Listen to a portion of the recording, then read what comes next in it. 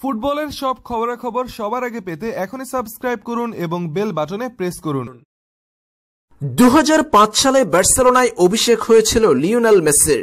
সেই থেকে এখন পর্যন্ত এক কিংবদন্তির পথ চলা। বার্সেলোনার ইতিহাসের সবচেয়ে সফলতম খেলোয়াড় এই আর্জেন্টাইন তারকা। লিওনেল মেসির হাত ধরে গতরাতে স্প্যানিশ সুপার কাপ জিতেছে বার্সেলোনা। এই মৌসুমে লিওনেল মেসির হাতে তুলে দেওয়া হয়েছে বার্সেলোনার অধিনায়কত্বের দায়িত্ব। সেই দায়িত্ব পেয়ে প্রথম ম্যাচেই রেকর্ড গড়েছেন লিওনেল মেসি।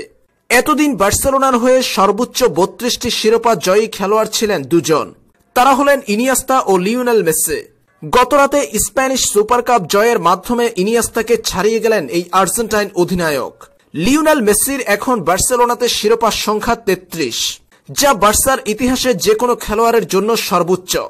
বার্সেলোনার হয়ে দ্বিতীয় সর্বোচ্চ শিরোপা অ্যান্ড্রেস ইনিয়েস্তার।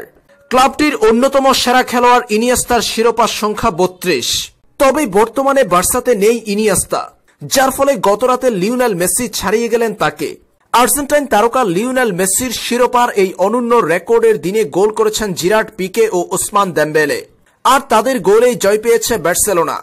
অধিনায়ক হিসেবেই প্রথম ম্যাচে দারুণ রেকর্ডটি গড়লেন মেসি।